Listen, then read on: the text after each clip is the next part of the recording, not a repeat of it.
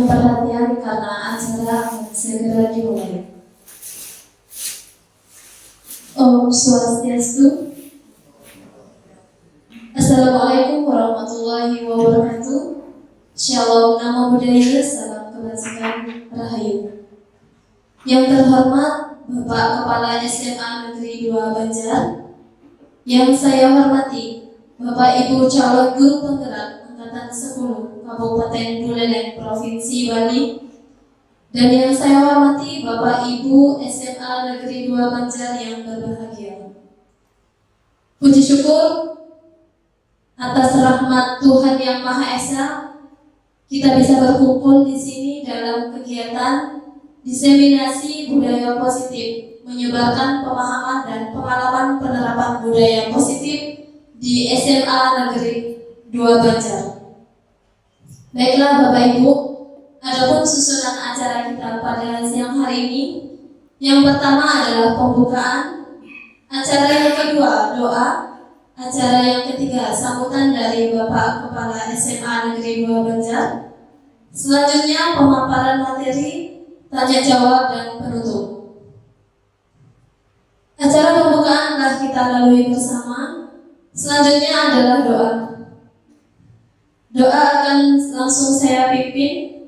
Marilah kita berdoa menurut kepercayaan dan keyakinan masing-masing. Berdoa dipersilakan.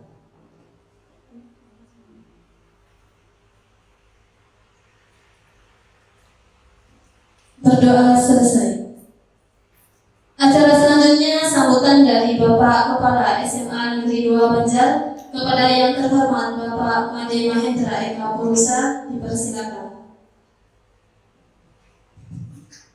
Baik, terima kasih Bu Siti. Sebelum lanjut, dan saya terima Om Swastiastu. Assalamualaikum warahmatullahi wabarakatuh. Salam sejahtera untuk kita semua.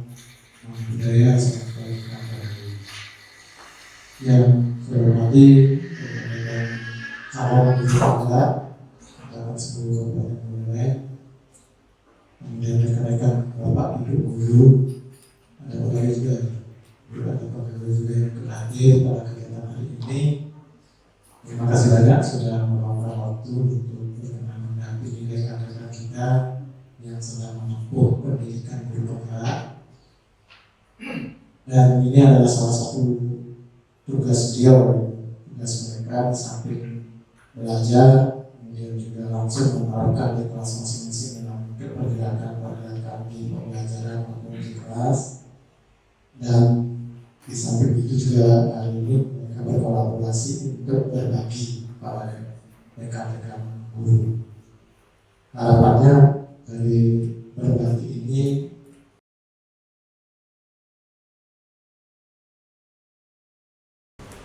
walaupun singkat, walaupun sederhana, bisa mengeluarkan atau mungkin menjadi pemantik Bapak Ibu untuk menerapkan juga di kelas masing-masing.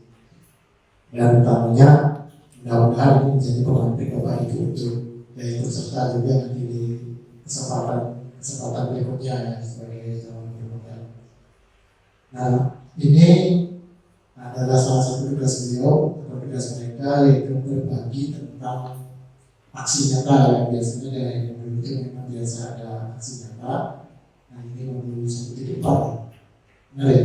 1.4, jadi menyebarkan pengumuman dan pengalaman terkait penerapan budaya positif. Ini salah satu materi yang sangat penting untuk kita terapkan di kelas. Bukan hanya di kelas, mungkin di keluarga nanti yang sudah punya anak ya. Ini sangat penting untuk diterapkan.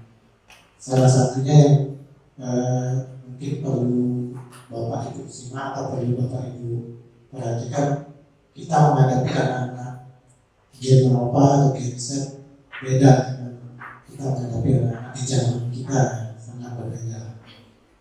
Mungkin kalau bahasa Balinya, kita tak bisa lagi menyatakan jangan, misalnya orang akan naik kelapa ya jangan naik, tidak bisa lagi bicara itu.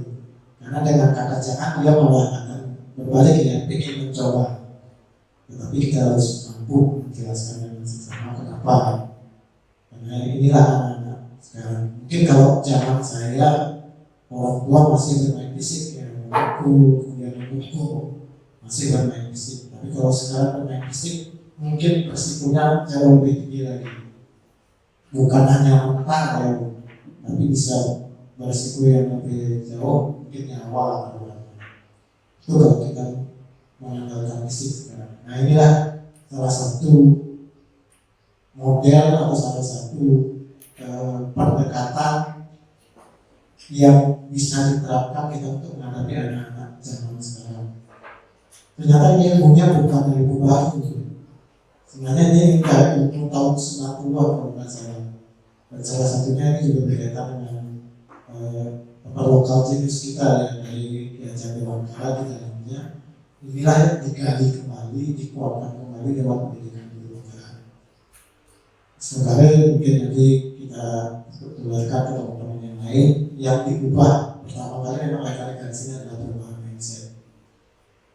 Nah ini mungkin yang untuk kita sampaikan. Jadi sekali lagi terima kasih kepada rekan-rekan CGP ini, Pak Jawa, Bu Uni dan Bu Siti dengan pengajar Ibu Kades Parti ya, Kades Parti dengan dari CGP di Masku Sadir.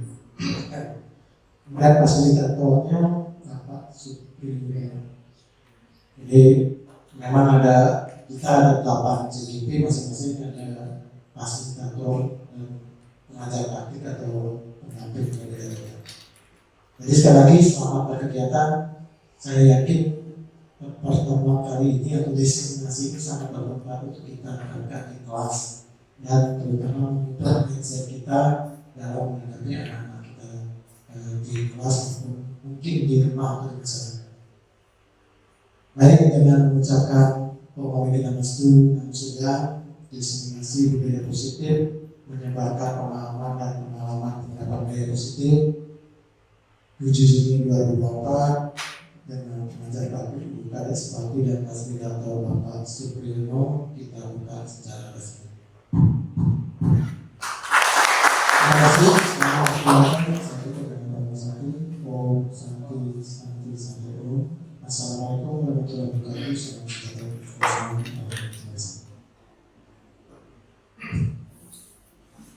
Terima kasih kami sampaikan kepada Bapak SMA Negeri 2 Banjar yang telah membuka kegiatan diseminasi budaya positif CGP Angkatan 10 di SMA Negeri 2 Banjar. Acara selanjutnya adalah pemaparan materi. Tetapi sebelum pemaparan materi, kami persilakan kepada Bapak Ibu untuk menyantap kudapan yang telah disediakan. Kepada yang terhormat Bapak Made Mahendra, sekiranya ada kesibukan kami persilakan untuk kembali ke tempat. Ya, terima kasih.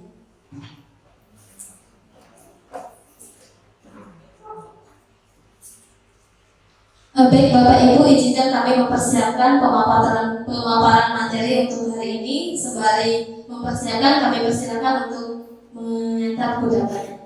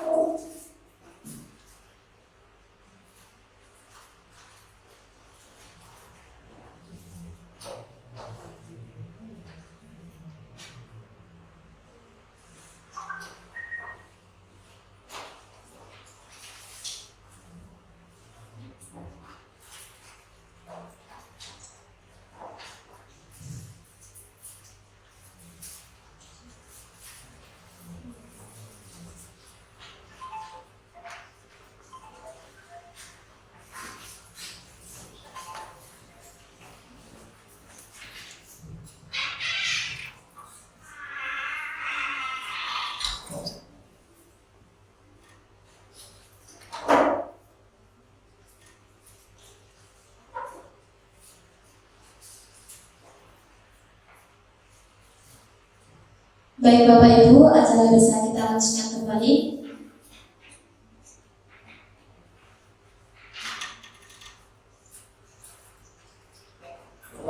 Selamat siang Bapak Ibu. Masih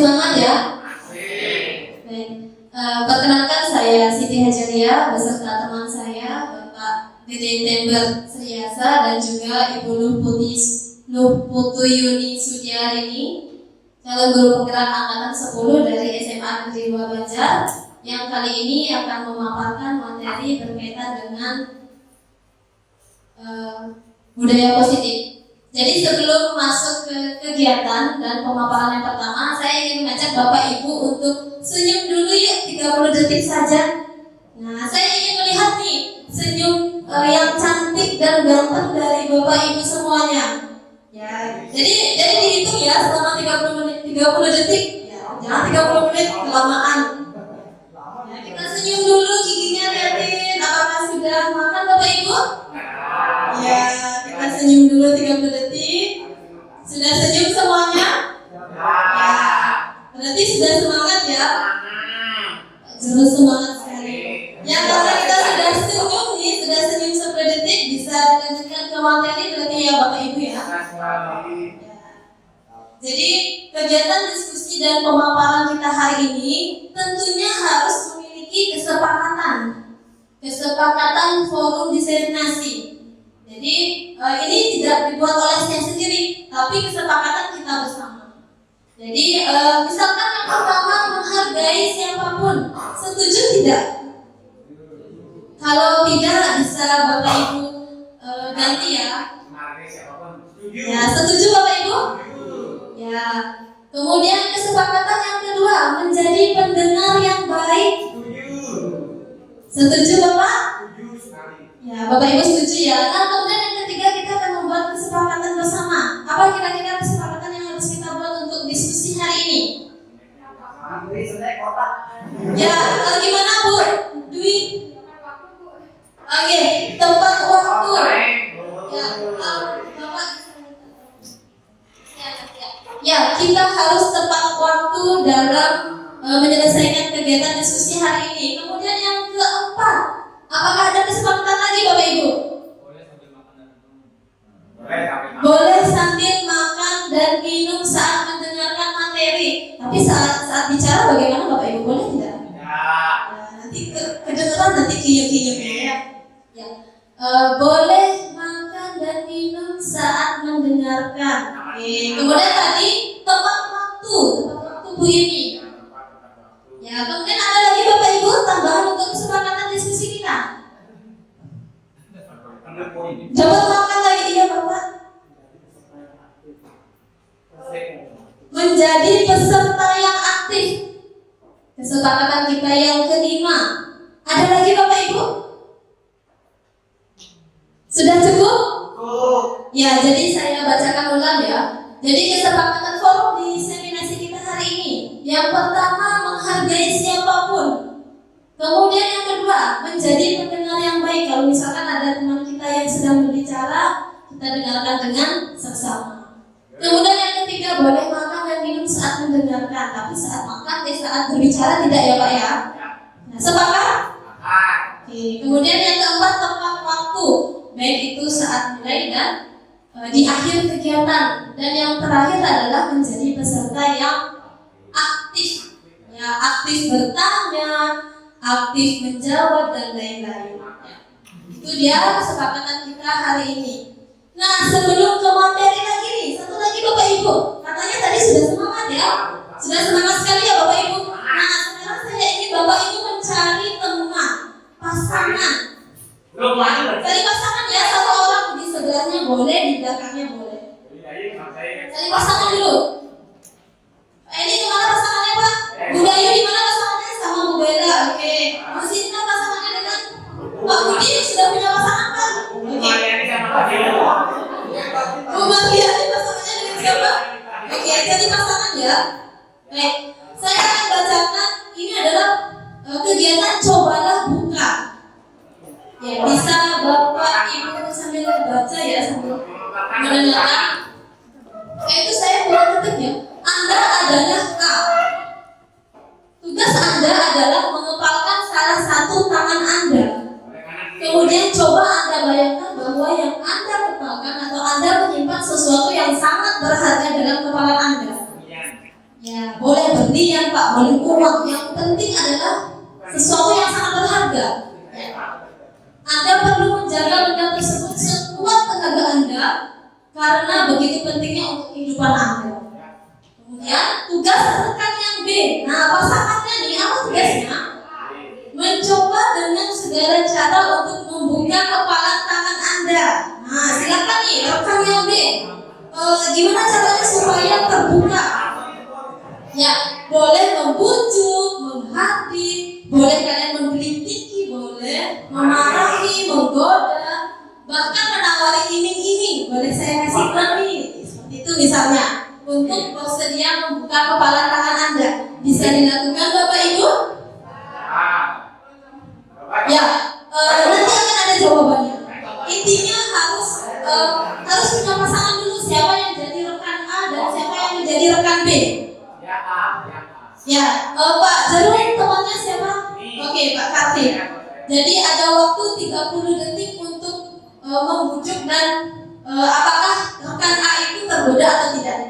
Ya, saya hitung dari sekarang 3, 2, 1.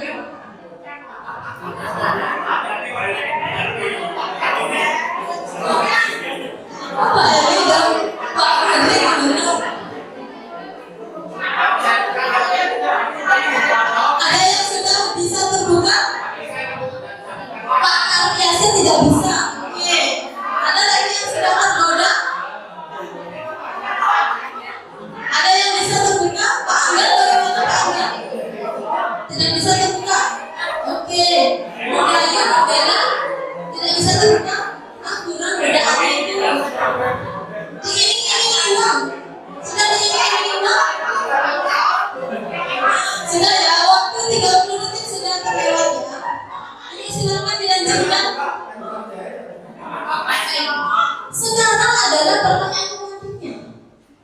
Bandingkan jawaban Anda apakah berbeda atau sama. Bila mana berbeda, kira-kira mengapa? Yang pertama, apakah Anda atau B membuka kepalan tangan Anda? Berarti ini posisinya adalah posisi yang A. Apa alasan Anda atau B membuka kepalan tangan Anda? Ada yang bisa membantu menjawab?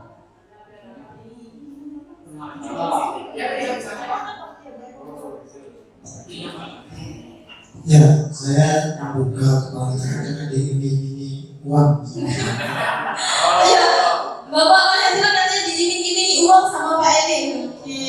Nah, kemudian ada lagi Bapak Ibu yang terbuka? Apa kuat nih dengan tangannya yang kepala tangannya yang besar nih, kuat? Ya, kuat. Oke. Yang kedua, apakah Anda atau B menutup kepala tangan Anda? Mengapa? Apa alasan Anda atau B tetap menutup kepala tangan Anda? Ada yang mau berbicara yang kuat? Yang kuat kepalanya. Oh ya Pak Jerul, silakan Pak Jerul.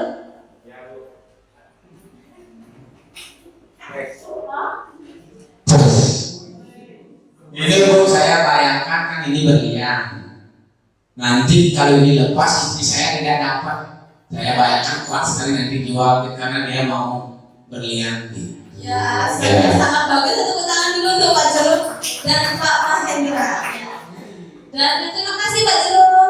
Nah, kemudian yang ketiga, dalam kegiatan ini sesungguhnya siapa yang memegang kendali atau kontrol untuk membuka dan menutup kepala tangan? Siapa kira-kira yang memegang kontrol? Sendiri, yang A. Ya. Yang dari sini siapa yang memegang kontrol? Istri saya. Oke, berarti yang A ya, posisinya yang A ya Pak Jerul ya. Oke, bisa dilanjutkan Bu ini? Ya, jadi terkadang kita sebagai guru kita akan belajar tentang apa yang sudah kita laksanakan tadi. Kita sebagai guru posisinya terkadang kita miskonsepsi dengan teori kontrol. Apa itu teori kontrol? Jadi teori kontrol ini adalah kekuatan untuk mengontrol diri kita. Nah, terkadang kita miskonsepsi atau salah persepsi. Yang pertama adalah ilusi guru mengontrol murid. Terkadang kita berpikir bahwa kita sebagai guru itu tugasnya adalah mengontrol. Kita kontrol murid tersebut. Nah, itu ternyata miskonsepsi. Padahal seharusnya apa yang harus kita lakukan? Biarkan anak tersebut mengontrol dirinya sendiri. Nah, kemudian yang kedua, ilusi bahwa kritik dan membuat rasa bersalah mampu menguatkan karakter. Nah, ini materinya ini nantinya akan dijelaskan oleh rekan saya. Membuat rasa bersalah. Ternyata kalau misalkan kita membuat rasa bersalah si peserta didik tersebut, benar tidak? Itu terkadang kita berpikir bahwa itu benar. Kemudian yang ketiga, ilusi bahwa semua penguatan positif, efektif dan bermanfaat. Penguatan positif dan efektif dan bermanfaat. Dan yang ketiga, ilusi bahwa orang dewasa berhak memaksa. Kita yang menganggap diri kita sudah dewasa atau sebagai guru, biasanya kita menganggap diri kita sudah dewasa dan kita berhak untuk memaksa murid kita di sekolah karena posisi kita adalah lebih dewasa. Nah, itu perlu dicermati apakah benar atau tidak. Nah, pada hari ini kita akan belajar atau dari saya dan rekan-rekan akan memaparkan 6 materi. Yang pertama adalah disiplin positif, yang kedua ada motivasi perilaku manusia, yang ketiga keyakinan kelas, keempat kebutuhan dasar manusia, kelima posisi kontrol restitusi, dan yang terakhir adalah segitiga restitusi. Tetapi pada kesempatan ini saya akan menjelaskan 2 materi. Yang pertama adalah disiplin positif dan juga motivasi perilaku manusia. Kira-kira Bapak Ibu tahu tentang disiplin positif? Ada yang sudah tahu? Pernah dengar kata disiplin positif? Pernah? Ya, apa itu kira-kira? Ya, dikatakan tidak bisa tetapi sebenarnya mengerti. Ya, hampir setiap guru juga seperti itu. Sebenarnya kita paham disiplin positif itu seperti apa, tetapi tidak bisa dikerjakan atau tidak bisa diungkapkan. Baik, bisa dilanjutkan Ibu. Berkaitan dengan disiplin positif, apa itu disiplin positif? Ini adalah satu cara penerapan disiplin yang mengajarkan anak bertanggung jawab, kemudian menumbuhkan kesadaran diri di mereka berdasarkan nilai-nilai kebaikan.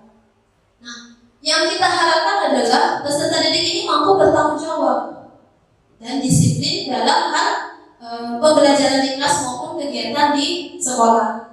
Nah, kegiatan disiplin positif ini lebih ke arah disiplin diri yang dapat mengontrol diri dalam segala tindakan. Jadi yang kita harapkan nantinya disiplin positif si murid ini mampu mereka mengontrol diri mereka. Apa yang harus mereka lakukan, apakah yang mereka lakukan itu benar atau tidak, atau kurang tepat seperti itu.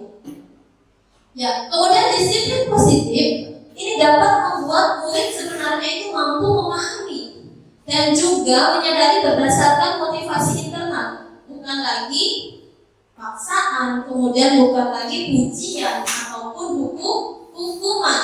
Jadi mereka sudah bisa mengendalikan diri mereka berdasarkan motivasi internal. Apa itu motivasi internal? Itu adalah motivasi yang berasal dari diri mereka sendiri untuk melaksanakan atau mengontrol diri mereka, bukan lagi berdasarkan motivasi eksternal atau yang berasal dari luar. Misalkan takut melaksanakan, takut tidak mentaati tata tertib karena ada hukuman. Nanti saya dihukum kalau misalkan saya datang jam 7.01, jam belnya jam 7 Bu. Berarti dia masih atau berdasarkan motivasi eksternal. Kemudian karena ada pujian. Nah, itu juga nanti akan lebih banyak disampaikan oleh rekan saya. Kemudian motivasi perilaku manusia ini itu dibagi menjadi 3. Motivasi menghindari ketidaknyamanan atau hukuman yang sudah saya sampaikan tadi. Mereka itu takut karena ada hukuman. Kemudian yang kedua, untuk mendapatkan imbalan atau penghargaan dari orang lain. Mereka melaksanakan kebaikan, kemudian mereka melakukan atau mentaati tata tertib itu karena ada imbalannya. Nanti saya akan diberikan penghargaan nih, jadi duta sekolah misalnya seperti itu. Nanti saya diberikan penghargaan oleh Bapak Kepala Sekolah nih sebagai murid terbaik misalnya seperti itu. Dan yang ketiga yaitu menjadi orang yang mereka inginkan dan menghargai diri sendiri dengan nilai-nilai yang mereka percaya. Ini adalah motivasi yang ketiga. Mereka melakukan atau melaksanakan kebaikan dan mengontrol diri mereka itu atas dasar kemauannya mereka sendiri, dan atas dasar mereka menghargai diri sendiri bahwa apa yang mereka lakukan itu adalah benar adanya seperti itu. Nah, kemudian selanjutnya kita mengenal adanya hukuman. Nah, Bapak Ibu kenal hukuman? Pernah menghukum? Pernah menghukum? Dulu pernah, sekarang sudah tidak, Pak? Takut? Ya. Jadi Bapak Ibu sudah mengenal hukuman ya. Kemudian kenal konsekuensi, pernah dengar kata konsekuensi? Nah, kemudian yang ketiga ada yang namanya restitusi. Ya. Nah, jadi hari ini saya akan menjelaskan secara garis besar tentang hukuman, konsekuensi dan restitusinya, karena akan ada rekan saya nanti yang akan menjelaskan lebih detail. Jadi hukuman itu apa perbedaannya dengan konsekuensi? Apa bedanya dengan restitusi? Nah, yang pertama, posisi hukuman itu adalah tidak terencana atau tiba-tiba. Misalkan teman kita, misalkan si Agus datang terlambat, Pak Jerut tiba-tiba melihat di depan gerbang, silakan push up 15 kali atau 50 kali. Nah, itu kira-kira terencana tidak? Terencana atau tiba-tiba? Tiba-tiba ya menyuruh peserta didik kita untuk push up 15 kali misalkan seperti itu. Murid tidak tahu apa yang akan terjadi atau dilibatkan. Kemudian keempat, bersifatnya satu arah saja. Ya. Dan terakhir berupa hukuman fisik atau psikis, itu ditekankan untuk hukuman. Yang kedua adalah konsekuensi. Jadi konsekuensi ini adalah terencana, tidak tiba-tiba. Jadi sudah disepakati sesuai aturan di kelas, misalkan membuat kesepakatan kelas dan lain-lain seperti itu. Jadi konsekuensi ini adalah sudah terencana. Beda dengan hukuman. Hukuman itu dia tidak terencana atau sifatnya adalah tiba-tiba. Yang kedua adalah murid tetap dibuat tidak nyaman. Hukuman kira-kira membuat murid nyaman tidak? Nah, kalau konsekuensi tetap murid dibuat tidak nyaman walaupun sudah mengadakan kesepakatan kelas atau sudah ada aturannya, tetap murid kita merasa tidak nyaman. Kemudian yang terakhir, sikap guru selalu memonitoring murid. Nah, siapa kira-kira di sini Bapak Ibu yang suka memonitoring murid? Ada? Ya, semoga tidak ada ya di antara kita. Nah, yang terakhir restitusi. Apa itu restitusi? Restitusi ini adalah proses menciptakan konsep atau kondisi bagi murid untuk memperbaiki kesalahan mereka. Mereka membuat kesalahan. Jadi kita menciptakan kondisi agar si peserta didik ini memperbaiki kesalahannya. Itu di bagian restitusi. Kemudian yang kedua adalah proses kolaborasi antara guru dengan murid yang mengajarkan murid untuk mencapai tujuannya. Jadi kita tanyakan apa tujuan peserta didik tersebut, apa tujuan murid kita, kemudian mereka akan mencari solusinya. Nah, Bapak Ibu, karena tadi kita sudah mendengarkan apa itu hukuman, apa itu konsekuensi. Nah, silakan sekarang Bapak Ibu bisa dilihat di depan. Di sini ada beberapa kalimat ya, beberapa tindakan guru. Yang pertama, mencatat 100 kali di dalam buku kalimat. Saya tidak akan terlambat lagi. Bisa terbaca sampai belakang Bapak Ibu? Bisa ya? Ya. Saya minta bantuan Ibu dibagi. Jadi nanti Bapak Ibu, ini silakan Pak. Jadi Bapak Ibu silakan dipilih ya, apakah tindakan yang pertama itu masuk hukuman atau konsekuensi sampai nomor 5. Jadi nanti diisi saja nomor 1 hukuman, nomor 2 konsekuensi seperti itu. Bisa dibesarkan dikit Ibu, minta tolong.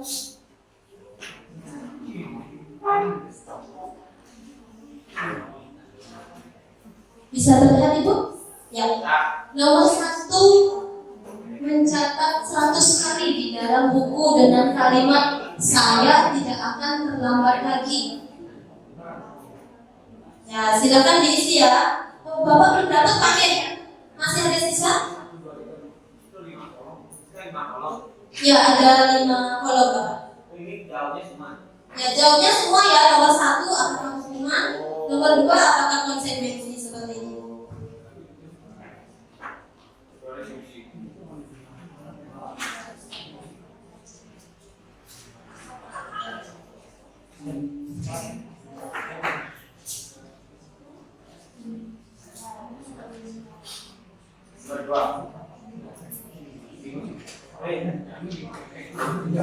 Sudah Bapak Ibu?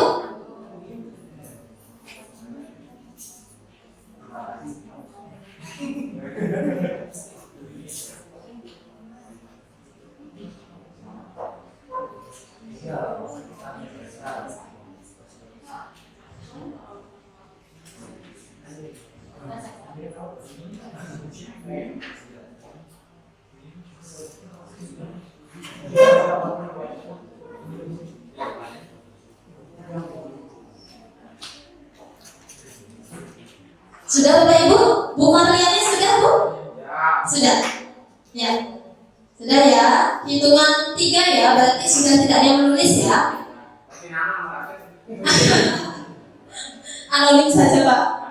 Ya. Baik, hitungan 3 ya, 1, 2, 3. Ya. Diangkat Bapak Ibu. Silakan Bu ini dilanjutkan. Ya, mencatat 100 kali di dalam buku kalimat, saya tidak akan terlambat lagi. Ada yang jawab benar?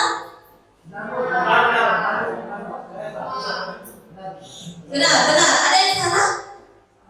Salah. Kemudian yang nomor 2, lari mengelilingi lapangan basket 2 kali karena terlambat hadir di sekolah. Itu adalah hukuman. Ada yang jawab konsekuensi? Hukuman? Benar ya Bapak Ibu? Pak Dika? Oh benar. Udah semua 100 Pak. Nah, kemudian yang ketiga, membersihkan coretan yang dibuatnya di meja tulis. Jawabannya apa Bapak Ibu? Konsekuensi. Pak Budi salah Pak ya? Nah Bapak nanti remedi ya. Kemudian yang keempat, murid diminta untuk push up 15 kali karena tidak menggunakan masker ke sekolah. Hukuman atau konsekuensi? Hukuman. Dan yang terakhir, menggantikan kertas tugas teman yang telah dicoret-coretnya. Konsekuensi. Ada yang dapat 100 Bapak Ibu? Nah, tepuk tangan dulu yang dapat 100. Baik Bu ini. Ya, jadi demikian materi yang bisa saya sampaikan berkaitan dengan budaya positif, hukuman, kemudian konsekuensi dan juga restitusi. Ya, untuk materi selanjutnya akan dilanjutkan oleh Ibu-ibu. Terima kasih, selamat siang.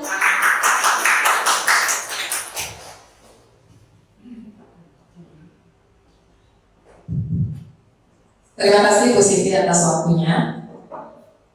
Pertama-tama terima kasih saya ucapkan atas kehadiran Bapak Ibu untuk mengikuti kegiatan diseminasi aksi nyata yang kami lakukan tentang budaya positif. Sebelum kita mulai, masih semangat Bapak Ibu? Semangat, coba yang mau dengar tepuk semangatnya, atau yang mau tanya semangat paginya masih ada tidak? Oke, coba ya. Semangat pagi.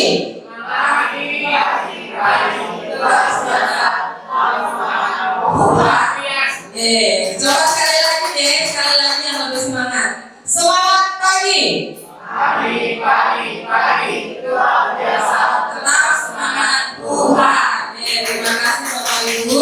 Jadi semangat paginya masih ada, belum hilang.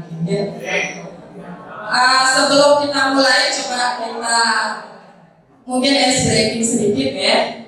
Tadi sudah dapat banyak materi dari Bu Siti, kita sedikit ice breaking. Saya kasih sedikit permainan, cluenya adalah tunjukkan bendanya. Tunjukkan bendanya. Yang pertama, tunjukkan benda berbentuk persegi. Nanti dulu. HP persegi kan? Persegi panjang. Ya persegi ada. Nanti tunjukkan benda berbentuk persegi.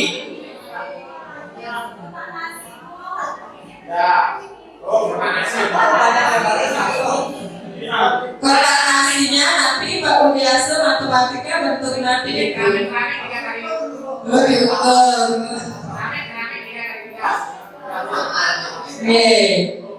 Kotak kalau kotak senar ini persegi panjang balok. Tunjukkan benda berbentuk balok. Kemudian yang kedua, tunjukkan benda yang berwarna putih. Putih ada. Giginya putih. Bajunya pakai set putih. Tisu putih. Terima kasih Bapak Ibu. Mungkin itu sedikit SIP-nya. Hanya ingin lebih memunculkan ngasih di sini dah konsentrasinya. Materi kita adalah materi yang kita bawakan adalah tentang keyakinan kelas. Jadi sekarang istilahnya adalah keyakinan kelas. Kenapa bukan peraturan kelas?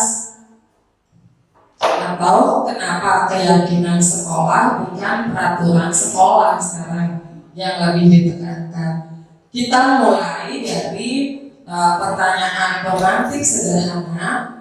Mengapa kita memiliki peraturan tentang penggunaan masker? Masker ya, bukan masker itu. Masker dan mencuci tangan setiap saat. Kenapa kira-kira harus pakai masker? Apa pakai masker ini hanya saat corona? Kemudian sekarang kita tidak lagi memakai masker. Bagaimana? Mungkin ada yang bisa memberikan pendapat Bapak Ibu? Saya Bu. Pak Jero. Saat corona saja memakai masker. Kenapa ada center? Karena sekarang sudah ada corona, pakai masker terganggu. Teman-teman tidak bisa. Tidak bisa menunjukkan senyumnya, merasa terganggu.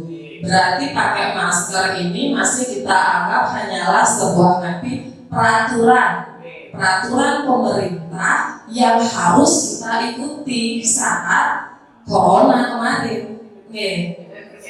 Persepsinya Pak Jero. Mungkin yang lain Bapak Ibu? Atau kalau yang boleh minta pendapat dari Bu Diah nih. Bu Diah tetap memakai masker sampai sekarang Bapak Ibu. Jika ingin tetap memakai masker. Kira-kira apa yang membuat Bu Diah tetap memakai masker sampai sekarang?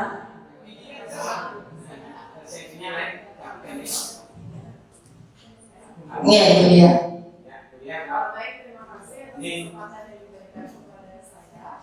Kenapa sampai saat ini yang sendiri ya pendapat yang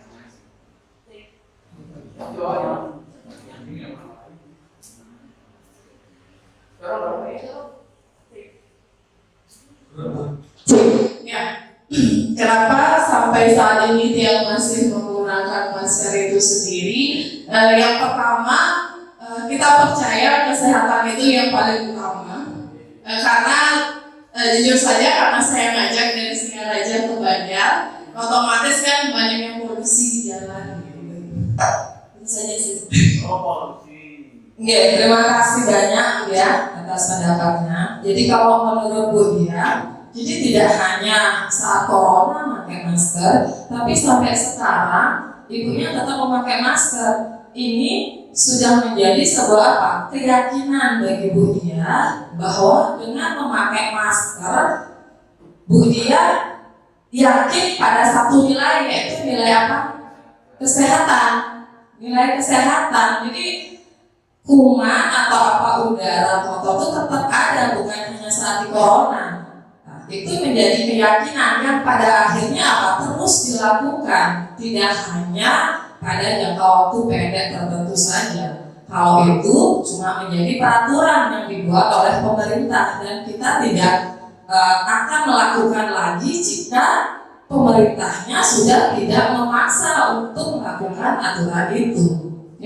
Jadi ini yang berusaha kita tanamkan sekarang ke anak-anak didik kita, adanya keyakinan kelas. Jadi mereka sendiri itu harus yakin mengikuti aturan yang ada di sekolah. Jadi aturan itu dibuat, kita harus jelaskan. Aturan itu dibuat, pasti ada alasannya, pasti ada nilai-nilai kebajikan di belakangnya. Nilai kebajikan itu nanti, nilai kebajikan itu apa? Nilai kebajikan universal. Nilai kebajikan itu adalah nilai apa? Nilai yang kita sepakati bersama. Nilai-nilai yang baik-baik lah yang kita sepakati bersama, tidak memandang agama, suku atau rasnya. Itu nilai kebajikan. Jadi bisa lanjut ke situ. Jadi satu contoh tadi keselamatan, kesehatan itu adalah nilai keyakinan.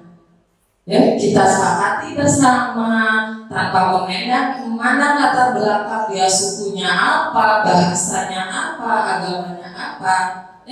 Jika sudah terbentuk nilai-nilai kebajikan ini, maka seseorang akan muncul motivasi intrinsik dari dalam dirinya. Tidak perlu disuruh lagi, mereka bisa memunculkan motivasi itu muncul sendiri dari dalam diri mereka. Kalau peraturan tertulis, jadi kalau ke siswa kita sampaikan peraturan tertulis saja tanpa tahu maknanya, untuk apa sih saya mengikuti aturan ini, untuk apa sih saya harus memakai sepatu hitam, kira-kira untuk apa memakai sepatu hitam? Selama ini peraturan sekolah kita kan disampaikan aturannya ini tidak boleh memakai sepatu hitam, tapi kita tidak menjelaskan ke anak alasannya apa anak itu tidak boleh memakai sepatu hitam. Tidak boleh memakai sepatu hitam, berarti nilai yang kita ingin di sana anak pahami apa? Keseragaman, kebersamaan kita, tidak ada kesenjangan sosial yang satu tidak pakai sepatu putih, biru yang lebih mahal atau mencolok gimana, kita sama-sama hitam. Nah itu untuk keseragaman, keyakinannya. Jadi perlu diyakinkan dulu anak-anak itu untuk mengikuti aturan yang kita buat. Selanjutnya, nah jadi keyakinan kelas itu adalah salah satu budaya positif yang bisa kita ajarkan ke anak-anak. Dengan menyusun keyakinan kelas itu adalah nilai-nilai kebajikan atau prinsip-prinsip universal yang disepakati secara bersama, lepas dari latar belakang anak kita itu yang beragam, ada yang berbeda agama, asal daerah, bahasanya. Jadi kita menyepakati nilai-nilai kebajikan yang bisa kita terapkan di kelas itu. Tujuannya untuk apa? Jika kita sudah membentuk sebuah keyakinan kelas, kita akan menciptakan pembelajaran yang berpusat pada murid. Pembelajaran yang berpusat pada murid itu yang bagaimana? Pembelajaran berpusat pada murid karena apa? Murid bisa menyampaikan sendiri ide-idenya, keinginan mereka. Mereka memimpikan kelas yang seperti apa? Situasi kelas yang mereka impikan seperti apa? Itu mereka yang membangun. Bukan keinginan guru. Saya mau kelas ini, misalnya gurunya mau kelas ini anak-anaknya pintar semua. Kan tidak bisa juga seperti itu, kita menyeragamkan siswa. Jadi siswa yang punya keinginan, mereka ingin menjadikan suasana kelas mereka seperti apa.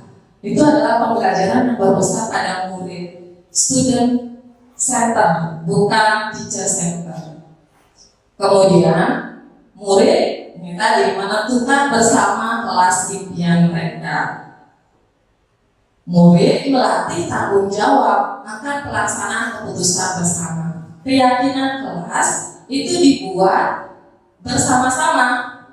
Jadi keyakinan kelas itu dibuat bersama-sama seluruh anggota kelas itu bersama walinya. Biasanya nanti kita buat di awal tahun ajaran. Kita buat dulu keyakinan kelas secara bersama-sama, disepakati secara bersama-sama oleh semua murid di kelas itu, sehingga diharapkan apa? Tumbuh tanggung jawab nanti. Tanggung jawab dari diri masing-masing murid untuk melaksanakan apa yang sudah menjadi kesepakatan bersama. Ini harus dilaksanakan. Kemudian kita bisa membiasakan penerapan keyakinan kelas itu untuk menumbuhkan motivasi intrinsik murid. Kenapa motivasi intrinsik itu penting? Motivasi dari dalam diri itu penting karena motivasi intrinsik biasanya akan gimana? Bertahan lama. Beda kalau motivasi ekstrinsik, misalnya mereka mengikuti memakai sepatu putih hanya untuk mengikuti aturan, hanya karena takut kepada wasibri, hanya takut kepada guru wali kelasnya. Misalnya setelah gurunya berganti, wali kelasnya berganti, wasibrinya berganti, takutnya mereka tidak lagi menaati aturan yang berlaku. Tapi jika sudah ditumbuhkan keyakinan dari dalam diri anak-anak itu, jadi mereka motivasi dari diri sendiri, ini akan kebaikan ini bisa berlanjut untuk jangka waktu yang lama. Seperti itu Bapak Ibu, silakan dilanjutkan. Ciri keyakinan kelas tadi bersifat abstrak, jadi kata-kata bisa pakai salah satunya itu adalah sopan santun, lebih abstrak dari peraturan, kemudian berupa pernyataan universal yang menyatakan nilai-nilai kebajikan tadi, kemudian dibuat dalam pernyataan positif, jangan pernyataan negatif, tidak boleh mencontek, itu adalah perkataan negatif ya, ada kata tidaknya. Harus kita ganti dengan kata apa? Kalau tidak boleh mencontek bisa diganti dengan biasanya kerja sendiri, mandiri, ya, kemandirian di situ yang kita harapkan. Jadi ada nanti keyakinan kelas kemandirian. Dari sana berarti yang diinginkan apa? Salah satu contohnya tadi tidak mencontek satu langkah, harus mandiri. Kemudian sedikit saja, nggak usah banyak-banyak. Terkadang semakin banyak aturan, semakin banyak pelanggarannya karena terlalu banyak aturan. Jadi untuk pembuatan keyakinan kelas tidak usah terlalu banyak, 5 atau 6 keyakinan kelas saja sudah cukup. Tapi benar-benar nanti diyakini oleh seluruh murid di kelas tersebut. Caranya di mana? Mungkin di awal pembelajaran, di awal tahun ajaran, setelah membuat keyakinan kelas, kita biasakan dulu selama seminggu 2 minggu pertama itu untuk membiasakan keyakinan kelas ini. Kita lakukan pembiasaan keyakinan kelas dulu, kemandirian, atau mungkin yang bisa dicontoh keyakinan kelas adalah sopan santun, 3S atau 5S itu kita biasakan murid untuk melakukan itu. Kemudian menjaga kebersihan lingkungan, biasakan sebelum mulai pembelajaran anak-anak melihat lingkungan sekitarnya, masih ada sampah tidak yang berserakan. Jadi biar anak-anak terbiasa belajar, mereka menciptakan suasana belajar yang bagaimana? Aman, nyaman, apalagi aman, nyaman, menyenangkan, sehingga mereka bisa lebih termotivasi dalam pembelajaran. Lanjutkan Siti. Itu mungkin yang tentang keyakinan kelas. Nanti kita bisa cobakan bersama-sama dalam tahun ajaran baru. Kita coba di kelas kita sebagai wali, kita bikin dulu keyakinan kelas. Mungkin jangan bingung Bapak Ibu, mungkin sama ini kita pakai sesuai apa? Kesepakatan kelas ya. Kesepakatan kelas kita ubah menjadi keyakinan kelas. dengan menekankan bahwa itu harus muncul dari dalam diri anak-anak. Jadi kita minta pendapat dari semua anak, nilai-nilai apa yang mereka yakini. Semuanya menyampaikan pendapat, nilai yang mereka yakini apa. Mereka mau seperti apa nanti ke depannya. Bisa beriman dan bertakwa dalam bentuk apa? Sembahyang sebelum dan sesudah pembelajaran, boleh. Itu nilai keimanan yang mereka yakini di kelas itu. Boleh berbeda dengan kelas yang lain. Nanti kita lakukan bersama Bapak Ibu guru ataupun wali kelas. Mungkin sekian tentang keyakinan kelas. Yang lanjut nih. Yang lanjut sekarang tentang kebutuhan dasar manusia. Semangat lagi dong. Semangat pagi. Pagi. Luar biasa, tetap semangat berubah. Masih semangat. Kita lanjutkan ke kebutuhan dasar manusia. Kebutuhan dasar manusia itu bersumber dari teori kontrol sebenarnya. Teori kontrol bahwa apa? Pasti ada suatu tujuan di setiap perilaku manusia. Anak didik kita, murid kita melakukan sesuatu itu pasti ada tujuannya. Ya. Jika kita sudah mendapatkan apa yang kita inginkan, biasanya kita akan merasa gimana? Puas. Puas adalah salah satu indikator kalau kita sudah apa? Memenuhi satu kebutuhan dasar kita, kebutuhan dasar manusia. Tapi sebaliknya, jika ada seorang murid itu melakukan suatu pelanggaran, itu artinya apa? Pelanggaran atau hal-hal yang bertentangan dengan nilai-nilai kebajikan tadi atau melanggar aturan, artinya apa? Apakah kita bisa memvonis artinya anak itu adalah anak yang nakal, anak yang bodoh misalnya? Jadi kalau ada murid yang melakukan pelanggaran, itu bisa jadi karena apa?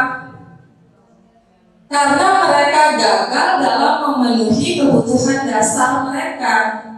Jadi ada sesuatu yang kurang, ada hal yang belum mereka penuhi, belum mereka dapatkan. Ada kebutuhan yang belum bisa dipenuhi oleh mereka. Ya, itu yang harus kita cari tahu dulu.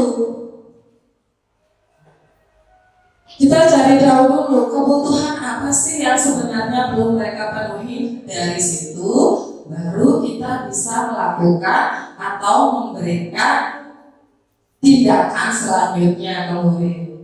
Jadi jangan langsung begitu murid salah langsung dikasih hukuman seperti tadi. Karena hukuman itu sudah dijelaskan sama Bu Siti, itu akan bagaimana membekas dalam jangka waktu yang lama bagi anak-anak. Jadi harus didengarkan dulu alasannya apa. Kita analisis dulu kebutuhan dasar apa yang belum dipenuhi oleh anak tersebut. Jadi tentang kebutuhan dasar ada 5 kebutuhan dasar. Ada 5 kebutuhan dasar manusia. 1, bertahan hidup. Jadi ini adalah kebutuhan fisiologis semua manusia, kebutuhan paling dasar yang mungkin bisa kita katakan bahwa semua manusia perlu makan. Benar Bapak Ibu, perlu makanan ya? Perlu makanan, perlu pakaian. Perlu pakaian, tempat tinggal, keamanan, dan kesehatan. Kemudian juga perlu kasih sayang dan rasa diterima.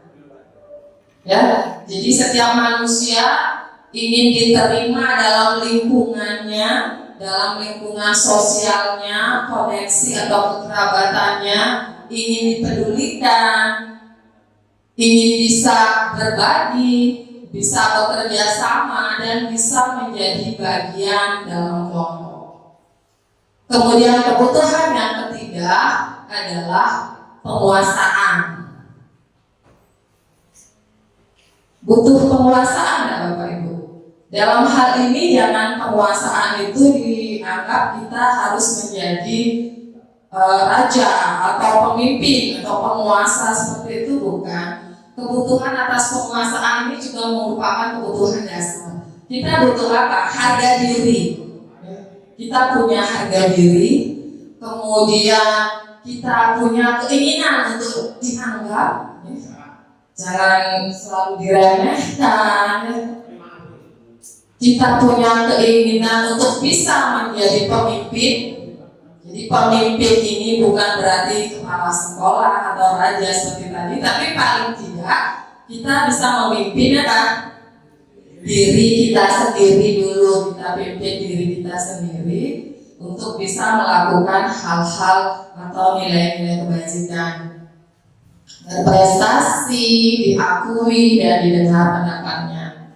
Kemudian juga ada kebutuhan dasar kebebasan. Sebenarnya manusia juga butuh kebebasan. Jangan terlalu diikat, jangan terlalu dikekang. Setiap manusia punya kemandirian. Mereka ingin mandiri, bisa mandiri, bisa melakukan segala sesuatu itu sendiri. Kemudian bisa memilih. Jadi bisa memiliki pilihan. Mereka bisa memilih apa yang mau mereka lakukan. Kemudian mampu mengendalikan arah dirinya. Mereka mau menjadi orang yang seperti apa ke depannya. Itu mereka yang menentukan.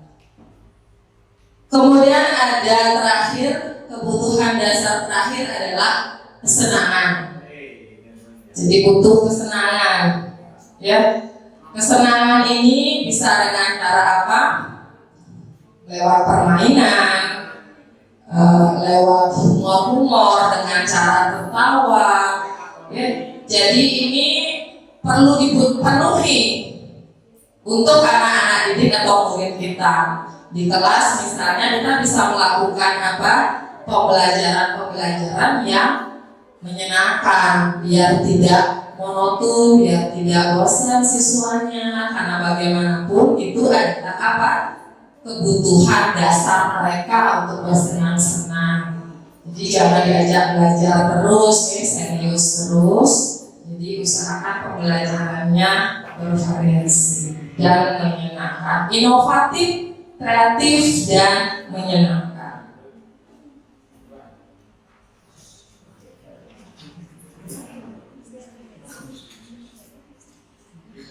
Oke, saya kasih contoh studi kasus. Bimo, seorang anak TK, selalu berlari keluar kelas menuju jalan raya di depan sekolahnya yang ramai dengan kendaraan. Tingkahnya membuat guru, Bu Ani, bingung dan seringkali lari mengejarnya. Ada beberapa kemungkinan jawaban yang diberikan Bimo. Identifikasi kebutuhan yang ingin dipenuhi oleh Bimo jika respon atau jawaban Bimo saat ditanya itu seperti di bawah ini. Ya, Bimo menjawab, aku hebat kan, bisa bikin ibu guru kejar aku. Kira-kira anak ini mau memenuhi kebutuhan dasar apa? Kasih sayang? Dia butuh penghargaan atau mau menjadi penguasa, menguasai ibu gurunya, atau mau mencari kesenangan aja dari jawaban ini? Ya, ada yang bisa memberikan pendapat, Bapak Ibu? Kalau anak kebutuhan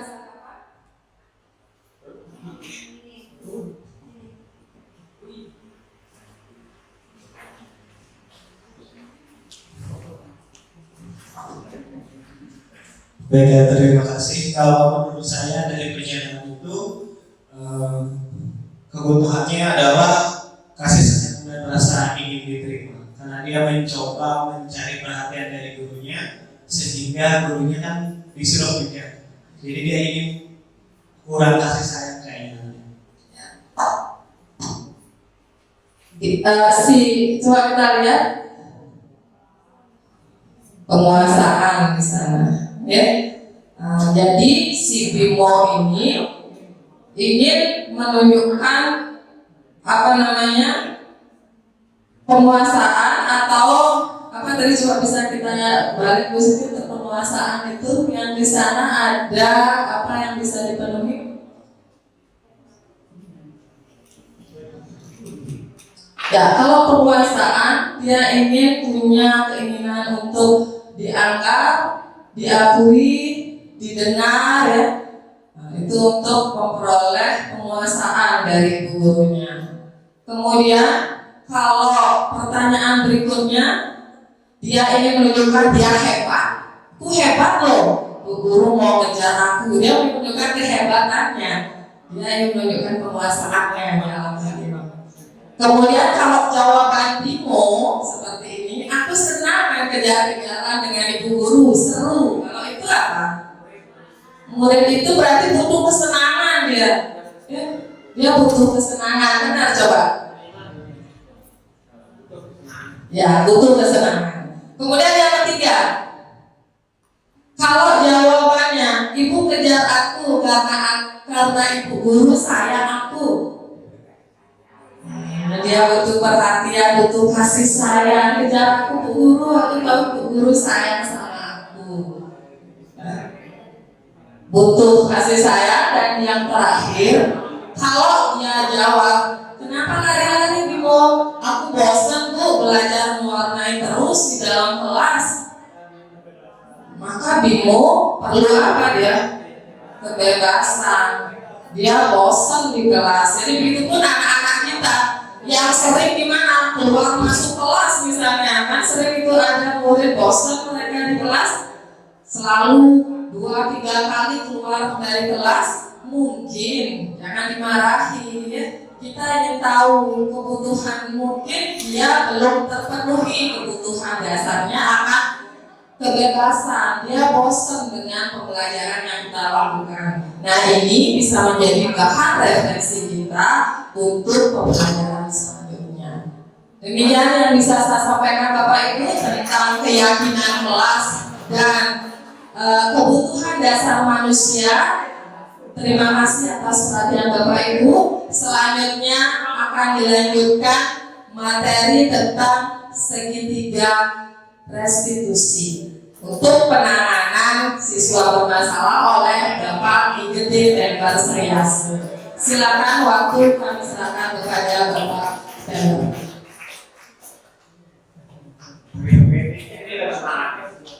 Baik, terima kasih. Saya sampaikan kepada Ibu Yuni atas waktu yang diberikan kepada saya untuk melanjutkan materi. Bagaimana Bapak Ibu masih konsentrasi?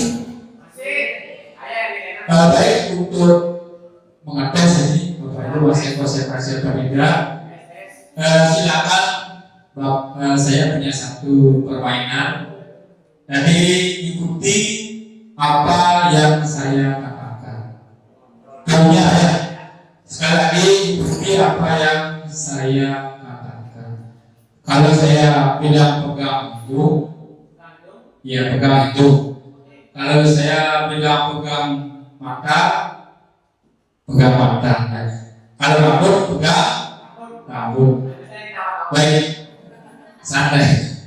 Yang pertama silakan ibu-ibu pegang pipi ya Bapak. Pipi ya semua. Yang kedua pegang mata. Iya bagus. Kemudian pegang rambut. Pegang rambut ya. Kemudian pegang hidung. Iya baik. Terima kasih berarti Bapak dan Ibu masih konsentrasi ya. Baik. Tadi Ibu Siti dan Ibu Yuni sudah menyampaikan tentang apa, mungkin Pak Edi tadi apa tentang Bu Siti sama Bu Yuni intinya secara garis besar saja mungkin bisa menyampaikan poin-poin atau materi inti apa tadi? Yang tadi oke. Yang di slide atau yang di tadi? Iya, boleh saja. Apa yang dipaparkan Bu Siti sebelum ini secara garis besar saja. Oh ya. Bu Yuni tadi tentang 5 kebutuhan dasar manusia, sedangkan Bu Siti tadi tentang 3 motivasi melakukan sesuatu. Baik, terima kasih Pak Eli. Jadi sebenarnya materi yang akan saya bawakan ini jadi satu-satu dengan materi yang disampaikan oleh Bu Siti dan Bu Yuni. Karena materinya tentang apa tadi? Budaya positif. Jadi bagaimana kita nantinya bisa menumbuhkan budaya yang positif kepada warga sekolah, khususnya kepada anak-anak kita. Tadi Bu Siti sudah menyampaikan bahwa seseorang itu atau siswa melakukan sesuatu karena ada dasar dan tujuan. Kemudian Bu Yuni tadi menyatakan bahwa ada 5 yang menyebabkan seseorang itu melakukan hal, yaitu 5 kebutuhan manusia. Nah, nanti ketika 5 kebutuhan siswa itu tidak terpenuhi oleh siswa itu atau oleh guru, maka akan ada kecenderungan siswa itu melakukan sebuah pelanggaran. Tadi Bu Yuni bilang bukan kata tertib tapi keyakinan kelas. Jadi ketika 5 hal itu tidak dipenuhi oleh guru, maka siswa akan kemungkinan besar melakukan suatu pelanggaran. Nah, ketika siswa melakukan pelanggaran, maka seperti yang kita ketahui, guru akan dapat melakukan 5 hal. Bisa dia sebagai penghukum, bisa dia bertindak sebagai pembuat merasa bersalah, bisa sebagai teman, bisa hanya sebagai pemantau, dan menurut teori bahwa yang paling tepat adalah kita diharapkan bertindak sebagai seorang manajer. Ya. Jadi saya akan bahas satu persatu. Ini adalah gambaran atau bagian dari dampak jika Bapak Ibu nanti mengambil tindakan sebagai penghukum ketika siswa itu bermasalah. Dampak yang ditimbulkan ketika siswa berperan, guru berperan sebagai pembuat merasa bersalah, kemudian sebagai teman, sebagai pemantau, dan sebagai seorang manajer. Contoh, kalau kita sebagai seorang penghukum ketika anak bersalah, maka anak-anak itu akan kita lihat di hasil menjadi seorang yang memberontak ternyata, kemudian bisa menyalahkan orang lain seperti saya alami di Mas Ibri bertahun-tahun dengan teman-teman. Ketika kita menyatakan itu bajunya tidak dimasukkan, betul dia menjawab Pak, itu terpercaya juga Pak. Nah, ternyata betul ada dampaknya seperti itu.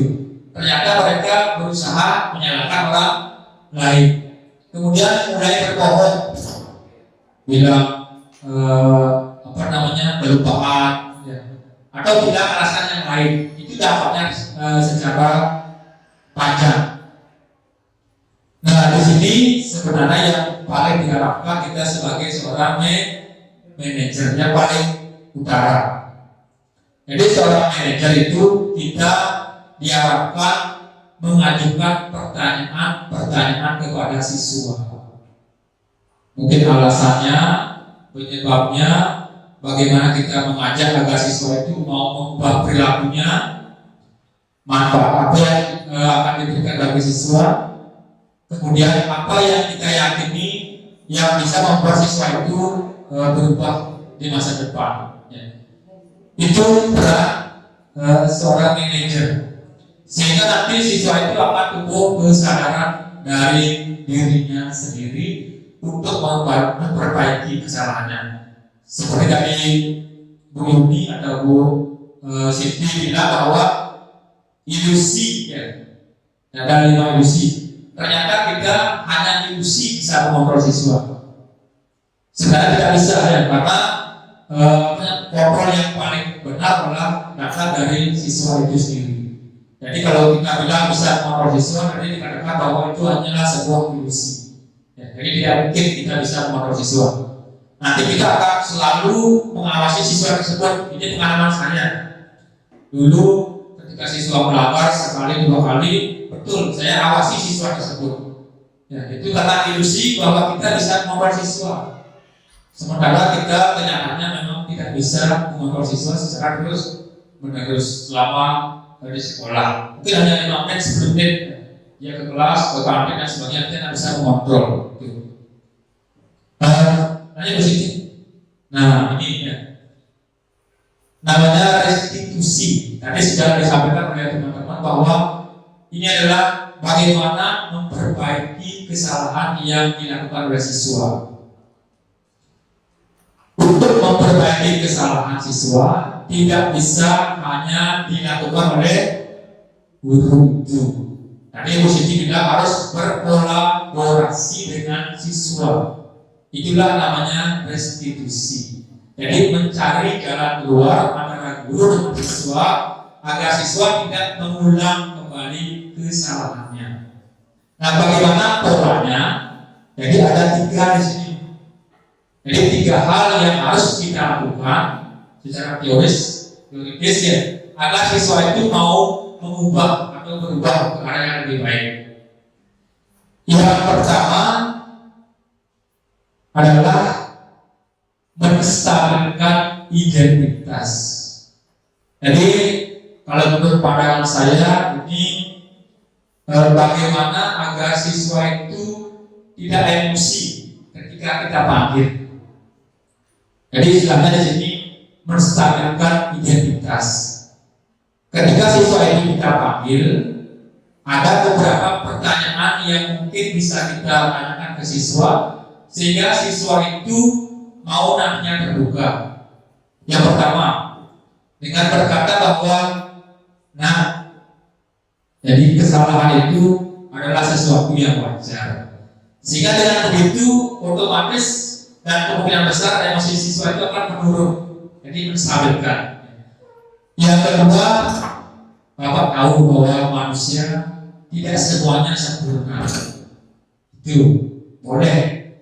Kemudian ini sering saya lakukan, Bapak waktu SMA juga sering melanggar. Ya, itu sepertinya membela mereka, tapi tujuannya adalah menstabilkan emosi. Kemudian Bapak tidak mau jika ada yang berkelahi misalnya, Bapak yang mencari mana yang benar yang salah. Kemudian kamu boleh saja begitu. Mungkin ketika dia dipukul, melawan misalnya, kita bisa katakan kamu berhak seperti itu. Jadi itu di awal ya. Tapi ingat namanya segitiga restitusi. Harus ketiga tahap dilalui. Tidak boleh satu-satu. Jadi harus seperti ini dulu. Jadi yang berikutnya adalah baru memvalidasi tindakan yang salah. Jadi setelah yang tadi itu kita tanyakan ke siswa, lanjut ke tahap ini. Nah, kita tanya. Nanti setelah emosinya mungkin reda, kita tanya. Misalnya, kamu pasti punya alasan kenapa kamu melakukan tindakan yang tadi. Misalnya, kenapa kamu berkelahi, kenapa kamu terlambat dan sebagainya.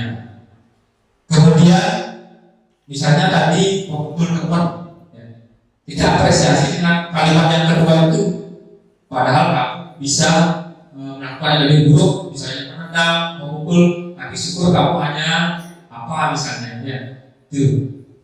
Kemudian ketika dia misalnya melakukan karena melindungi teman, dalam hal itu bisa kalimat yang ketiga, kamu patut bangga karena telah melindungi sesuatu yang penting, mungkin melindungi teman dan sebagainya.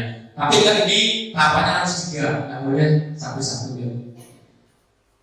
Kemudian tadi, nah ini baru setelah mereda kita menanyakan apa alasannya, baru menanyakan keyakinan. Ingat apa keyakinan kelas kita? Ya. Misalnya 1, yang juga dapat kemarin tidak boleh terlambat lebih dari 10 menit. Jadi kita ingatkan tentang yang 16. Kemudian menurut kamu nilai apa yang sudah kita sepakati bersama sebagai rasa persaudaraan? Misalnya kekeluargaan, toleransi, saling menyayangi. Seperti tadi Ibu ini katakan nilainya ini abstrak, ya. Jadi nilai yang abstrak keyakinan ini. Kemudian seperti apa? Seperti tadi Ibu ini mengajak kita membuat kesepakatan kelas, ya. Bu Siti ya, bagaimana proses pembelajaran ini? Apakah boleh makan saat di kelas, saat ada pembelajaran? Apakah harus tertib? Apakah pembelajaran aktif dan sebagainya? Ini ada kesepakatan kelas. Kita mengingatkan kembali bahwa kita di kelas ini harus seperti ini. Ya, jadi keyakinan. Kemudian ke depan kamu ingin menjadi yang bagaimana? Ya. Nanti siswa diharapkan dengan segitiga restitusi ini akan mau jujur terhadap kendala yang hatinya, karena kita tahu bahwa anak didik kita seperti tadi teman-teman sampaikan di awal memiliki perbedaan yang banyak sekali dari segi ekonomi, dari segi keluarganya di rumah, mungkin dari segi ekonominya, geografisnya, dan banyak perbedaan, sehingga diharapkan dengan teori 5 kontrol dan segitiga restitusi ini kita bisa mengubah, ya. Jadi mengubah dari siswa akal menjadi lebih baik, kemudian memperbaiki siswa itu. Jadi ingat seperti yang saya sampaikan tadi bahwa segitiga restitusi itu harus dilakukan secara bertahap dan menjadi satu kesatuan. Tidak boleh hanya langsung menanyakan keyakinan, bisa. Nanti tujuannya tidak tercapai. Jadi harus dimulai dari menstabilkan identitas siswa, emosinya, ya. Kemudian baru tahap yang berikutnya sampai terakhir menanyakan keyakinan. Karena dia mungkin merasa tidak sesuai lagi dengan keyakinan yang sudah disepakati bersama, jadi keyakinan itu bisa diubah, keyakinan kelas itu. Jadi tidak harus bahwa keyakinan yang disepakati sebelumnya masih bisa digunakan, tapi bisa diubah sesuai dengan keyakinan nilai-nilai seperti yang tadi disampaikan, yaitu keyakinan nilai-nilai akan kebajikan, kebenaran. Sehingga apa yang nanti mereka sepakati itu benar-benar memiliki kesadaran. Seperti tadi Ibu Diah menyampaikan bahwa menggunakan masker bukan karena tertulis di tata tertib, tetapi karena siswa memang punya keyakinan bahwa dengan memakai masker siswa itu akan terlindungi, jadi sehat, bebas dari debu, dari asap kendaraan, dan yang lainnya. Sama dengan keyakinan yang lain. Jadi diharapkan bahwa keyakinan yang dibuat itu memang muncul dari dalam diri siswa, bahwa ada nilai kebajikan yang tersembunyi yang akan diraih oleh siswa setelah membuat sebuah keyakinan yang nanti menjadi kesepakatan kelas. Baik, mungkin itu yang bisa saya sampaikan tentang 5 kontrol dan segitiga restitusi. Jadi saya mohon maaf karena saya dan kami bertiga baru belajar juga, pasti banyak kekurangan dalam penyampaian materi ini. Jadi kurang lebihnya mohon dimaafkan. Kemudian juga saya sampaikan terima kasih kepada teman-teman karena sudah mau hadir untuk mengikuti acara diseminasi ini, walaupun sekarang sudah jam 1:30 ya. Oh ya, kalau memang ada tanya jawab atau waktu saya kembalikan dulu kepada Ibu Siti untuk memandu.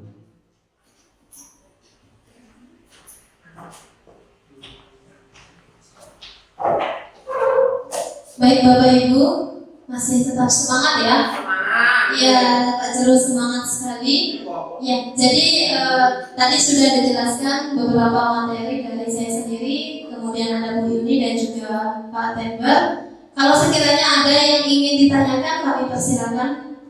Kami buka satu termin, ada 2 penanya. Oke, siap Bapak. Jadi saya bertanya apa salah? Karena ini bagus sekali materinya. Dari tadi kita mengikuti, karena caranya mengikuti, tapi ada sebagian yang dapat ditangkap dan sebagian lupa.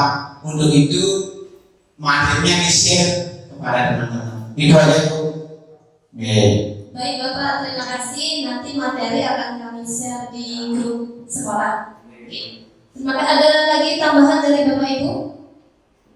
Tidak ada, Pas? Oke, silakan Pak Budi. Ini ada saya tanyakan sedikit ini ya tentang keyakinan kelas gitu ya. Keyakinan kelas itu apakah dibuat oleh masing-masing guru atau wali kelasnya gitu ya. Sehingga jelas gitu ya, kalau seperti pemaparan tadi memang perlu oleh masing-masing guru ya, mungkin kalau itu dianggap perlu gitu ya, mungkin nanti ya, kami akan terapkan itu gitu ya. Kalau ke hanya wali kelas saja, mungkin kami tidak wali kelas yang tidak perlu gitu ya. Itu yang pertama ya. Lagi satu, 5 kontrol guru kan ada 5 ya, 5 kontrol guru. Yang paling bagus adalah yang guru menjadi manajer. Berarti yang 4-nya ringan saja apa bagaimana gitu? Apa perlu dipelajari lagi? Apa cukup sabar ya? Asik semua gitu ya. Oke, baik, terima kasih Pak Budi. Untuk tanggapannya akan kami berikan kesempatan kepada Ibu Yuni. Terima kasih Pak Budi. Saya mencoba menanggapi dari sisi pemahaman saya tentang keyakinan kelas. Satu,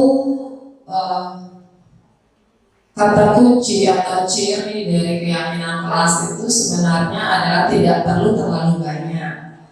Jadi tapi pada akhirnya ini kondisional. Kalau memang guru mapel merasa ada satu nilai yang belum tercantum di keyakinan kelasnya, silakan untuk membuat keyakinan kelas baru di mapelnya. Tapi kalau nilai keyakinan kelas itu sudah disepakati oleh anak-anak dan sudah menunjukkan keyakinan kelas yang secara universal bisa berlaku untuk secara umum semua mapel, mungkin saya pikir cukup di wali kelas saja biar anak tidak terlalu banyak mengingat keyakinan kelas. Jadi kalau titik seperti tadi terlalu banyak keyakinan nanti tidak bisa dilaksanakan semuanya, takutnya seperti itu Pak. Betul, mungkin makanya di keyakinan kelas kita buat yang agak umum. Seperti tadi jangan kata tidak boleh mencontek, tapi harus mandiri. Kemandirian ini sudah mencakup banyak hal. Itu mungkin yang bisa nanti dijelaskan oleh guru mapel. Kalau perlu di mapel saya kemandiriannya seperti ini loh. Nilai keyakinan kemandirian itu tidak hanya tidak mencontek satu lengan, tapi bisa dimaknai mengerjakan tugas secara mandiri dan lain sebagainya. Mungkin seperti itu Pak. Betul. Ya biar lebih biar tidak terlalu banyak. Kalau itu menurut yang mungkin bisa ditambahkan oleh rekan-rekan yang lain. Terima kasih. Baik, terima kasih atas waktunya Bu Yuni dan juga pertanyaan dari Pak Putu. Jadi benar sekali dari penyampaian Bu Yuni bahwa sebaiknya keyakinan kelas itu tidak terlalu banyak karena nilai itu harus diingat oleh siswa. Nah seperti saya pernah bilang mungkin pengalaman rapat dengan guru, jangan membuat sebuah aturan yang nanti kita sendiri yang melanggar. Jadi kita buat keyakinan yang memang bisa dicapai oleh siswa. Kalau kita membuat keyakinan yang terlalu tinggi, nanti seperti yang saya katakan, kita akan lamar sehingga akan sia-sia. Sebenarnya kita membuat kesepakatan yang memang sederhana untuk seumur siswa SMA itu. Kalau berpandangan saya seperti itu. Kemudian masalah kontrol, nah ini karena saya atau kami datang dari instruktur dan juga fasilitator, memang sebaiknya kita mengarah menjadi seorang manajer. Walaupun 4 kontrol ini memang terkadang karena situasi dan kondisi yang saya alami langsung mungkin kita lakukan, seperti menghubung, bahkan kemarin melalui Zoom meeting dicatatkan bahwa jangan memberikan hukuman walaupun hukuman itu bersifat positif.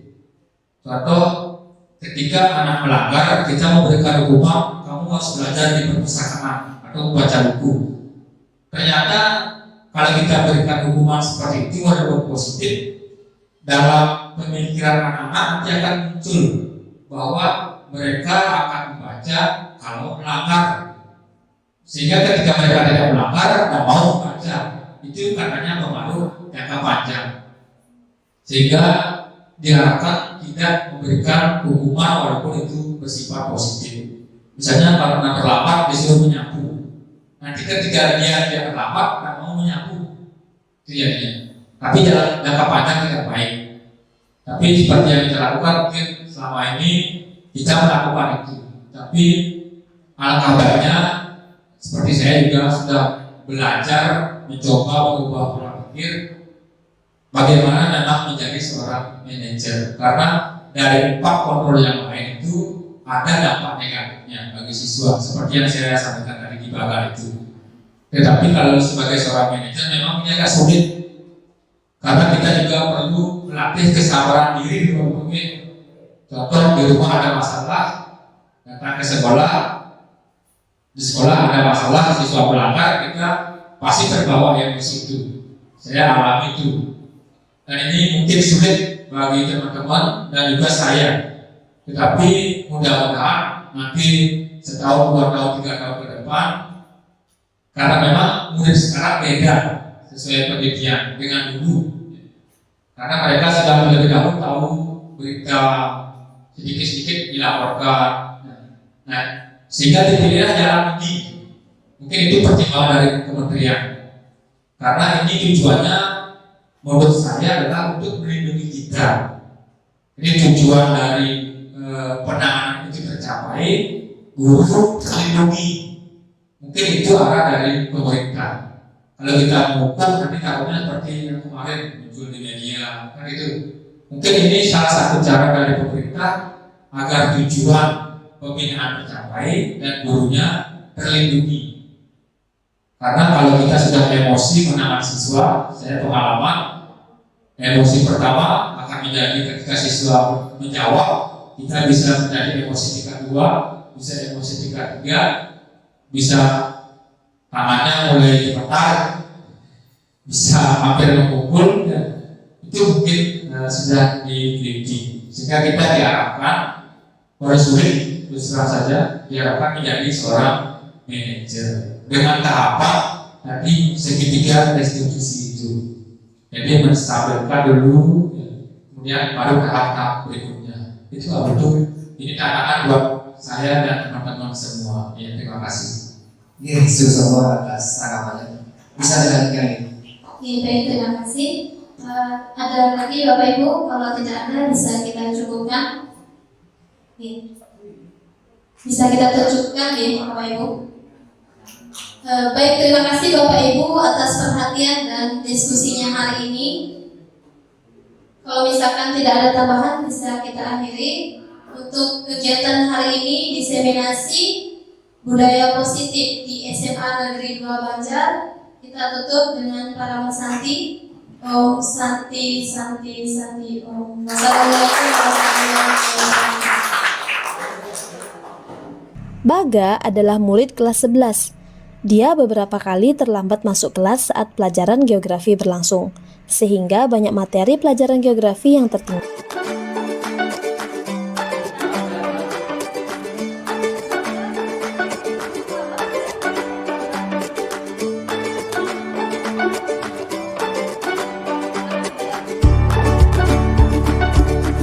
Baga, tadi saat pelajaran Bu Siti, Baga terlambat 10 menit.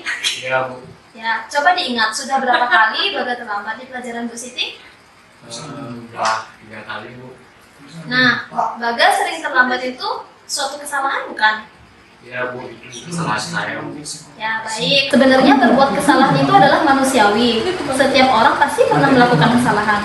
Yang terpenting adalah kamu bisa belajar dari kesalahan kamu dan mau memperbaikinya. Kamu setuju? Setuju Bu. Ya. Nah, sekarang coba kita carikan solusinya ya. Iya Bu. Jadi Baga sudah 3 kali terlambat di pelajaran Ibu Siti. Pasti ada alasannya. Kenapa sih Baga bisa terlambat datang ke sekolah?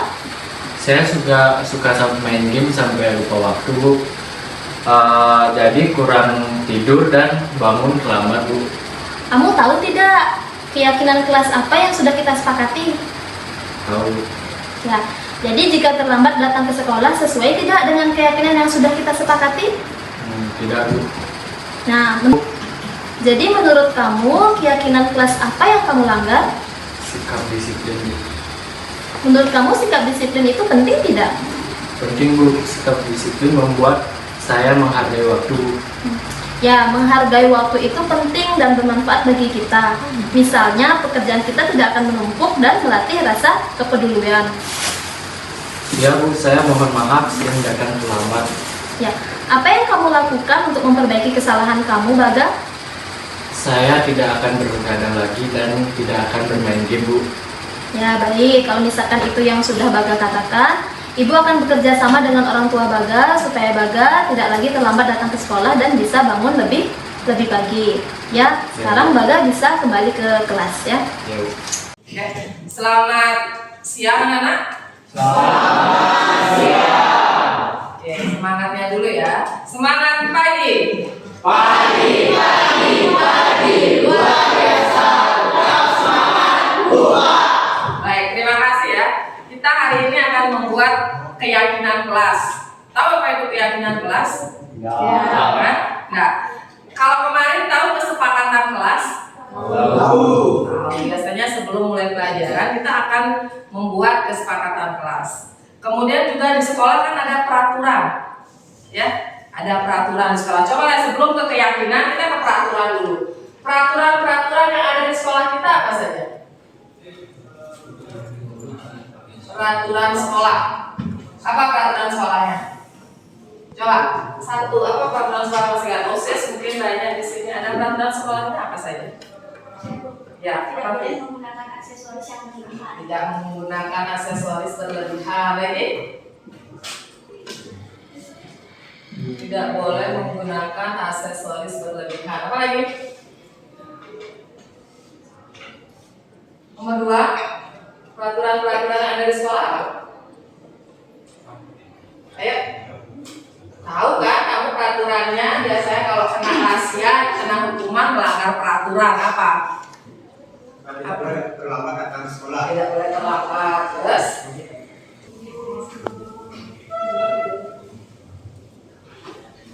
Minum minuman keras. Sudah tidak kamu lakukan ini? Sudah tidak kamu patuhi aturan yang berlaku ini?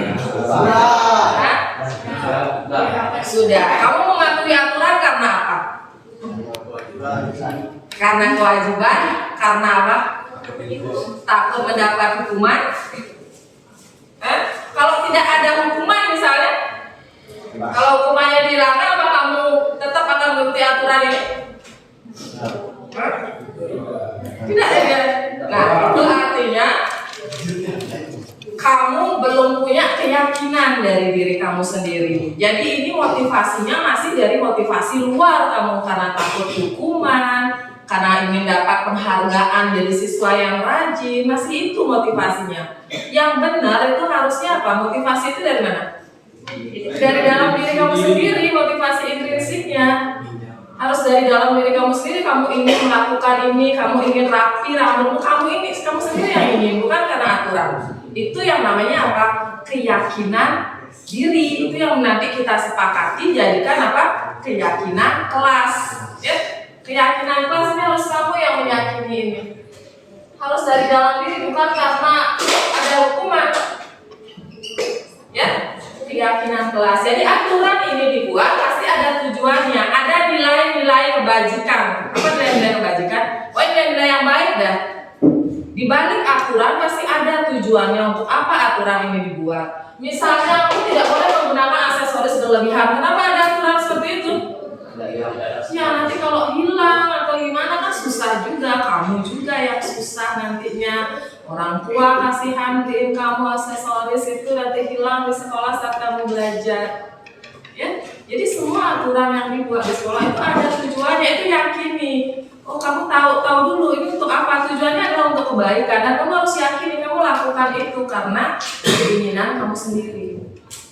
Sudah? Nah, itu beda peraturan sama keyakinan kelas. Jadi keyakinan akan kita sepakati bersama. Kalau peraturan mungkin hanya dibuat oleh siapa? OSIS, Mas Bibri ya, dari sekolah, guru-guru bikin aturan. Tapi namanya keyakinan yang membuat siapa? Kalian yang membuat, kita sepakati bersama di kelas dan kita lakukan sehari-hari. Dan nah dari ini peraturan ini harusnya tidak boleh ada kata negatif ya, tidak boleh menggunakan aksesoris berlebihan. Jadi kan kalimat positif tidak ada tidaknya, berarti dijadikan apa ini? Menggunakan aksesoris mana? Secukupnya, sewajarnya. Bisa ganti dengan menggunakan aksesoris sewajarnya. Kalau tidak boleh terlambat, berarti diganti dengan tepat waktu dia ganti ya. Jadi kita ganti menjadi menggunakan aksesoris sewajarnya. Tanpa tato. Terus 10. Kalau tidak boleh merokok, kita nanti pakai apa ini? Tidak boleh merokok atau minuman keras. Kita jadikan positifnya gimana? Ah? Apa berarti? Merokok semuanya.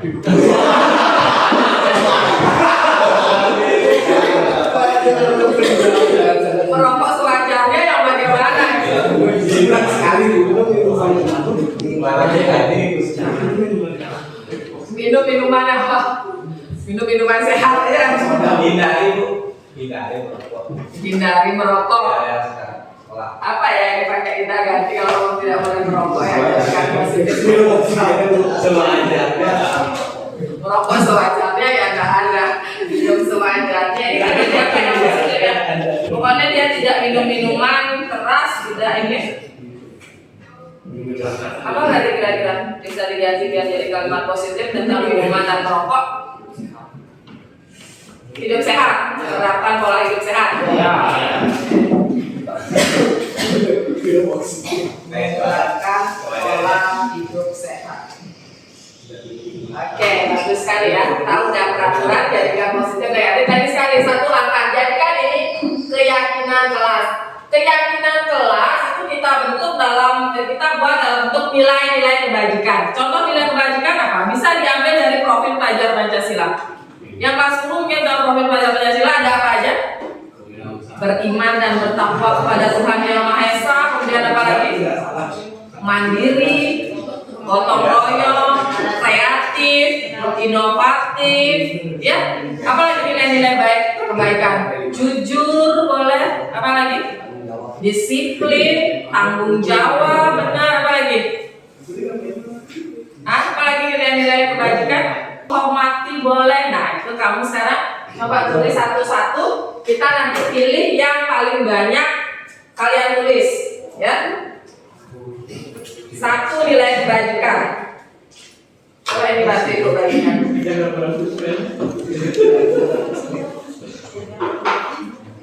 Tulis yang paling kalian yakini apa? Tulis satu aja. Yang paling diyakini nilai kebajikannya. Dan terus ini ya, biar balik. Lemnya ditempel ke depan. Yang sudah bisa langsung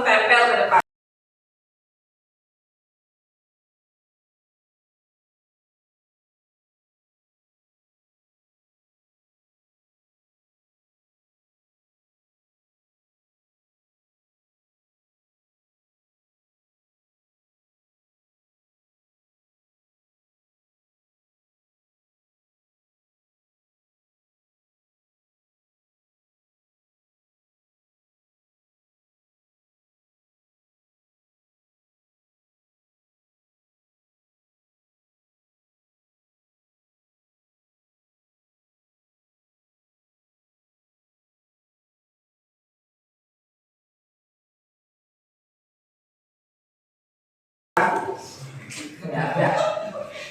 Sudah? Nah, dari yang kalian tulis, kita bisa lihat simpulkan yang menjadi keyakinan kita yang banyak di sana kalian tulis adalah apa yang banyak ditulis di sana nilai apa? Keyakinan kelas. Yang pertama apa? Ya, disiplin, kedisiplinan. Kemudian yang kedua, kejujuran, jujur. Apa lagi? 3. Ya, sepakat ya? Itu nilai-nilai kebajikan kelas kita. Bisa disepakati bersama? Bisa. Nanti ini kita laksanakan. Nanti ibu buat dalam kertas besar, kita tempel di sini di tembok biar bisa kalian lihat setiap hari. Ya, kalian laksanakan itu, jadikan itu sebagai keyakinan kalian dalam mengikuti pembelajaran. Nanti kalau sudah keyakinan kelas terbentuk, maka akan terbentuk suasana kelas yang apa? Aman, nyaman, damai, menyenangkan di kelas ya. Kalau sudah saling menghargai, kalau sudah kita disiplin, kalau kita sudah jujur dan bertanggung jawab, akan terbentuk suasana kelas yang menyenangkan seperti tadi. Sudah ya? Bisa dimengerti anak-anak? Bisa. Oke. Terima kasih atas penyusunan keyakinan kelas hari ini. Ibu akhiri untuk hari ini. Selamat siang ya.